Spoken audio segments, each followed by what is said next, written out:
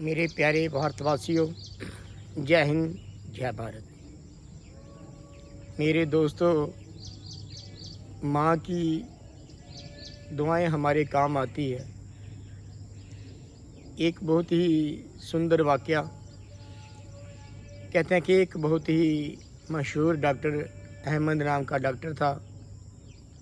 वो अक्सर विदेशों में जाया करता था। उनकी वहाँ पर मीटिंग हुआ करती थी। उनका आना जाना लगातार रहता था।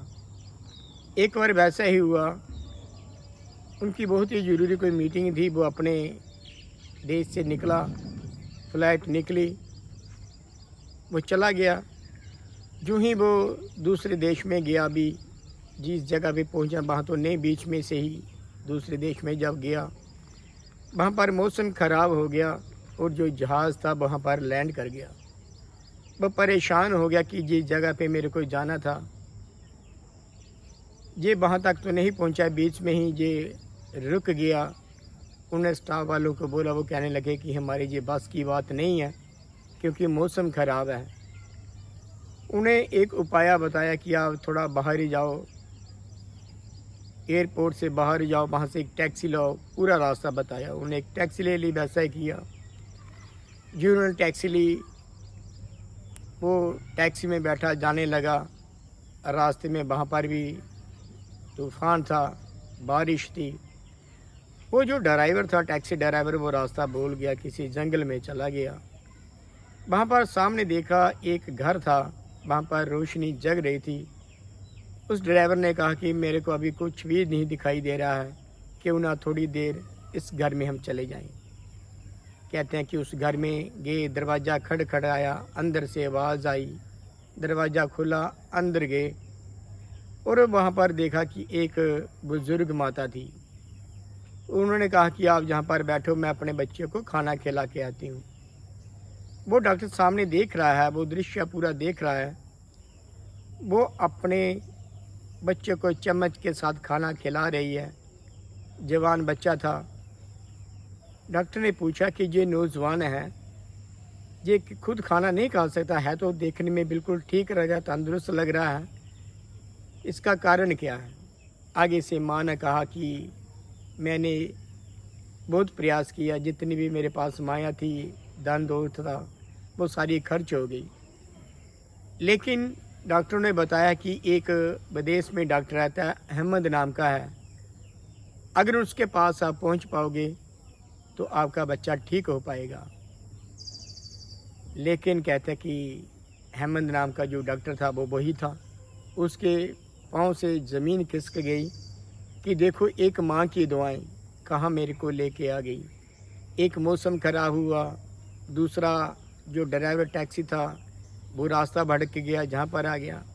उन्हें कहा कि माँ, मैं ही अहमद नाम का डॉक्टर हूँ, कि मेरी मीटिंग थी, वहाँ पर पूरी बात सुनाई कि खुदा ने, रब ने, ईश्वर ने आपकी दुआएं कबूल कर ली, आपके लिए मैं जहाँ पर शायद पहुँचा हूँ। कहते हैं कि उस डॉक्टर ने उसका इलाज किया। वो बच्चा जो नौजवान था वो ठीक हो गया। अर्थात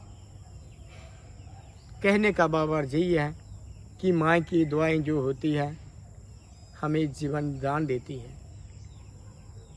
माँ के चरणों में सारे स्वर्ग होते हैं। माँ का एहसान हमें कभी भी नहीं भूलना चाहिए। अर्थात माँ बाप की इज्जत करो, कदर करो, क्योंकि जब ये घर में होते हैं, अगर ये चारपाई के ऊपर भी होते हैं, हमें ये कोई सलाह देते हैं, हमें समझ देते हैं, क्योंकि इनकी ज़िंदगी का एक तजुर्बा होता है। जब वही चारपाई खाली दिखने लगती है तो वहाँ पर मन खराब होता है, अपने बुजुर्गों को देख के हमारे बीच में नहीं है। इसी प्रकार से जीते जी हम अपने बुजुर्गों का मान करें, सम्मान करें, इनकी सेवा करें, क्योंकि जितनी सेवा वो अपने बच्चों की कर पाते हैं इतनी तो हम नहीं कर पाते हैं। लेकिन उनका हम कर्ज तो नहीं उतार सकते हैं, लेकिन अब हम अपना फ़र्ज़ तो अदा कर सकते हैं। और हम फ़र्ज़ तभी अदा कर पाएंगे जब इनका हम मान करेंगे, बुजुर्गों का सम्मान करेंगे, इनकी देख रेख करेंगे, इनके समय समय के मुताबिक इनकी हर मनोकामना जब पूर्ण होगी, हमें आशीर्वाद प्राप्त होगा। हम प्रयास करें, हर बुज़ुर्ग का हम मान करें, सम्मान करें, उनको इज़्ज़त दें, क्योंकि उन्होंने हमारे लिए बहुत सा ताप त्याग किया होता है। क्योंकि बाप धूप में जलता है सारा दिन और माँ चूल्हे में जलती है, तब जाकर ये औलाद पलती है, ऐसे नहीं पलती है। तो इनसे हमें आशीर्वाद लेना चाहिए। ये आशीर्वाद तभी प्राप्त होगा जब हम इनकी कदर करेंगे, मान करेंगे, सम्मान करेंगे और हम प्रयास करें कि इन बुज़ुर्गों का मान सम्मान सदैव करते चले जाएं। जय हिंद, जय भारत।